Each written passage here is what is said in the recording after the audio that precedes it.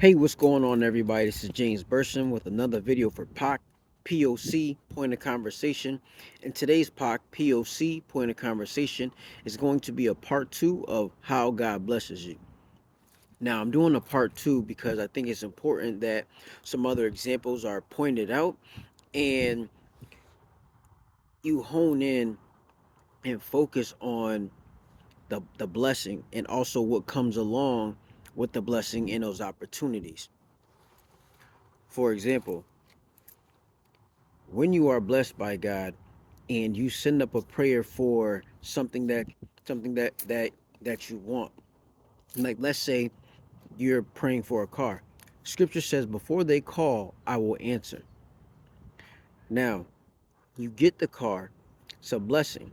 I've heard a pastor say our blessings are often curses and our curses are often blessings. Now, the reason why I'm pointing that out is for the simple fact that when you get that car, it's great. Now you have a vehicle to get back and forth. Traveling becomes a lot easier, becomes more convenient.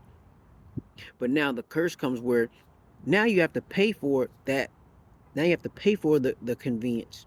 Now more money has to come out of your pocket. So the blessing is you have what you need, but now the responsibility that comes along with that. Now you need the car insurance. You want to have full coverage.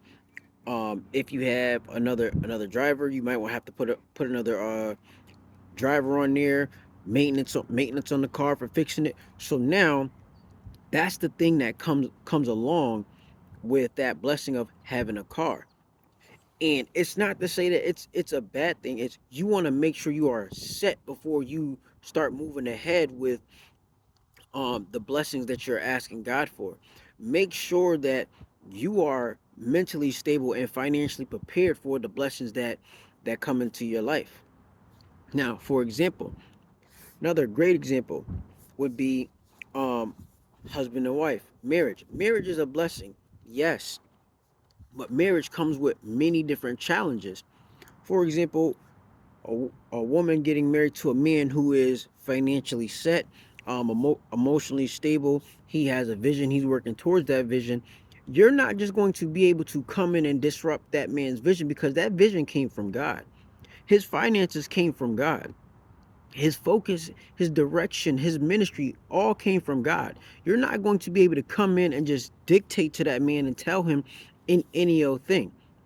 Yes, he's going to love you. Yes, he's going to make sacrifices for you. Yes, he's going to do all of those things because his God, the Most High, Yahweh, Yahuwah, is his God. He's not just going to lay down everything he has in order to serve you. Your job is to be that helpmeet. So he's going to hold you accountable to those standards of being a wife of a man of God. Same thing, vice versa for a woman of God. You get married to a woman of God, and she's, faithful in the church.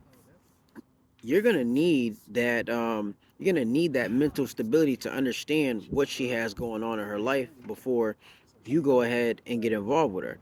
Because what's gonna end up happening is you get involved, and now she's going to church. She's going to stand her ground on what it is that she believes in. So if you are not prepared for a woman that goes to church, she's used to giving, she's used to ministry, she's out there serving in the church, she's doing the food drives, she's a secretary. If you are not prepared for what she has going on in her life, she just most women aren't just gonna turn over that lifestyle to serve that man.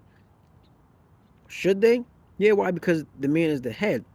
Because if he has a God fearing life and she just doesn't know it, she's not necessarily just going to turn over.